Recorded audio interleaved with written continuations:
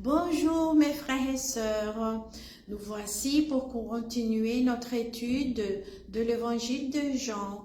Et aujourd'hui, nous allons lire dans le chapitre 4 du 1er au 9e verset dont le titre c'est « Jésus et la femme samaritaine ». Le Seigneur sut que le pharisien avait appris qu'il faisait et baptisait plus de disciples que Jean. Toutefois, Jésus ne baptisait pas lui-même, mais c'étaient ses disciples. Alors, il quitta la Judée et repartit pour la Galilée. Or, il fallait qu'il traverse la Samarie. Il arriva donc dans une ville de Samarie nommée Sychar, près du champ que Jacob avait donné à Joseph son fils. Là se trouvait le puits de Jacob. Jésus, fatigué du voyage, était assis au bord du puits. C'était environ la 6e heure. Une femme de Samarie vint puiser de l'eau. Jésus lui dit, « Donne-moi à boire. » Car ses disciples étaient allés à la ville pour acheter des vivres. La femme samaritaine lui dit, « Comment toi qui es juif, me demandes-tu à boire à moi qui suis une femme samaritaine ?»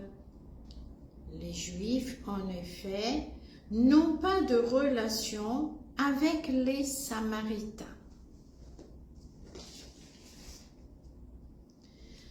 Dans l'étude précédente, nous avons parlé de la discussion entre un Juif et les disciples de Jean le Baptiste. Cette discussion a eu des conséquences dans la fausse conclusion des pharisiens qui, en étant mis au courant, n'y voyaient qu'un conflit de personnes. Or, le Seigneur Jésus, ne voulant pas que le baptiseur en subisse des préjudices, part de la Judée vers la Galilée, et ainsi il peut aussi établir la distinction entre son ministère qui proclame la grâce et celui du Baptiste qui est le dernier représentant du ministère de la loi. Il y avait également une autre raison pour que le Seigneur passe par la région de la Samarie, méprisée et évitée par les Juifs. Là, il rencontrerait une personne qui avait besoin de lui. La ville de Samarie est Sychar, près de la terre que Jacob avait donnée à son fils Joseph. D'habitude, les voyageurs juifs de la Judée ou de la Galilée évitaient cette région à cause de l'hostilité, parfois violente, entre les Samaritains et les Juifs. Ceux-ci suivaient en général la route longeant le Jourdain. Cette hostilité remonte au temps de 2 royaumes du peuple hébreu, celui du nord nommé Israël, capitale Samarie, et celui du sud dont le nom était Juda, et la capitale Jérusalem. Sychar ou Sichem était situé dans la tribu d'Éphraïm, près du mont Garizim et de la terre que Jacob avait donnée à son fils Joseph. Et nous lisons cela dans le livre de la Genèse, chapitre 33, verset 19 et chapitre 48, verset 22. Or, en 722 avant Jésus-Christ, l'armée d'Assyrie du roi Salmaneser V envahit la capitale Samarie et déporte vers d'autres régions de l'Empire assyrien une grande partie des dirigeants du royaume d'Israël. Les réfugiés du royaume du Nord, c'est-à-dire d'Israël, affluent en Juda, le royaume du Sud. Des populations étrangères sont déplacées pour remplacer les Israélites déportés et réfugiés sur leur territoire. Ceux-ci se sont mélangés aux populations étrangères et ont créé une religion qui a mélangé des pratiques païennes et israélites. Ce mélange a donné naissance aux Samaritains.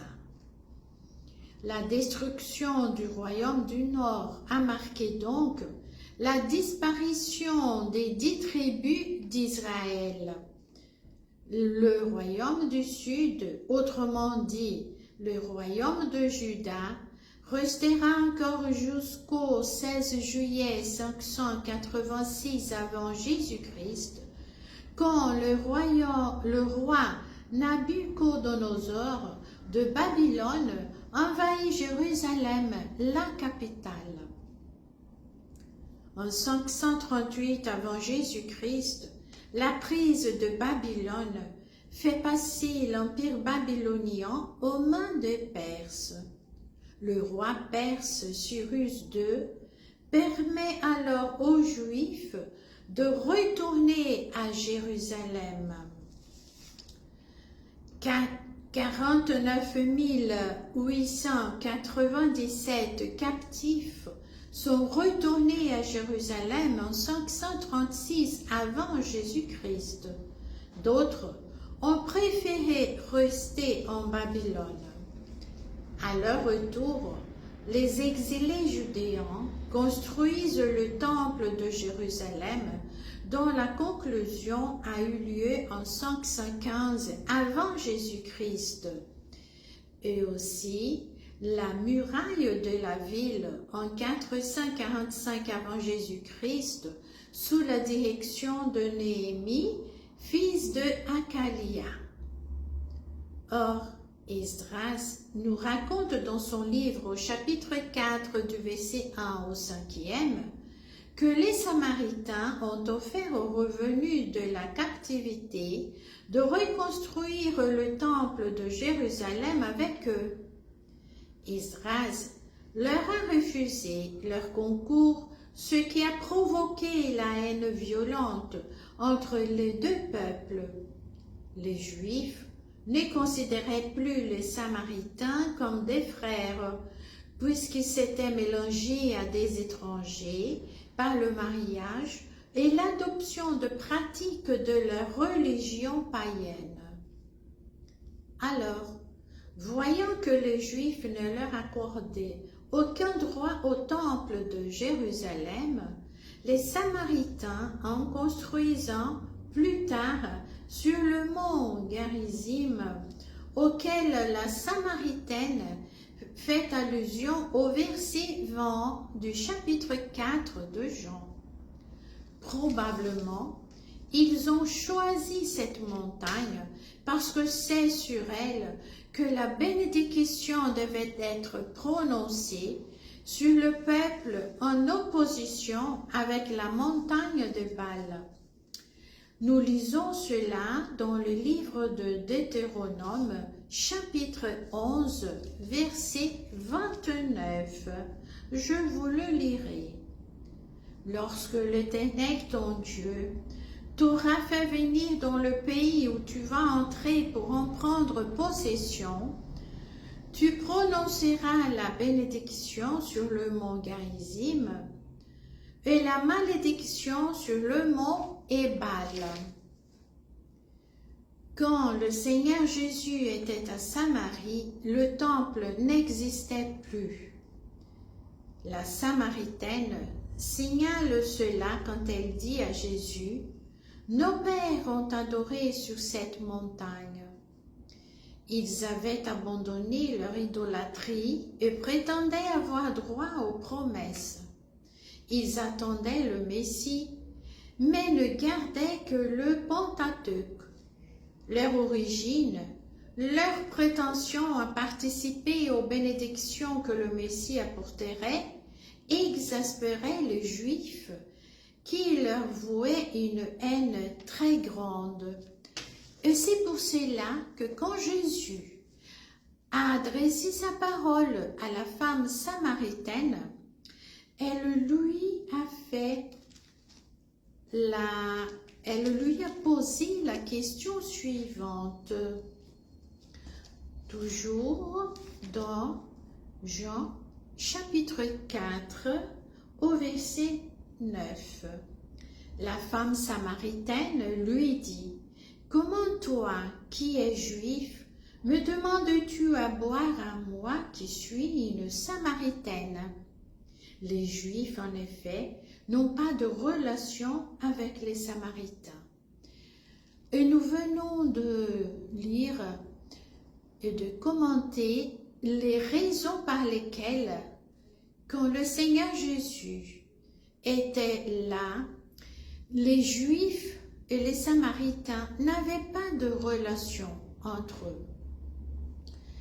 Et comment Jésus va alors parler à cette femme samaritaine? Bon, cela, nous allons voir prochainement. Et je vous invite donc à suivre notre étude et nous verrons ce merveilleux entretien entre le Seigneur Jésus et la femme samaritaine et comment le Seigneur a bouleversé cette ville quand il a parlé à la femme des vérités du royaume des dieux et aussi aux gens de cette ville. Alors, suivez cette étude de la parole de Dieu, de l'évangile de Jean. Que vous soyez bénis. Je vous souhaite une excellente semaine. À la prochaine.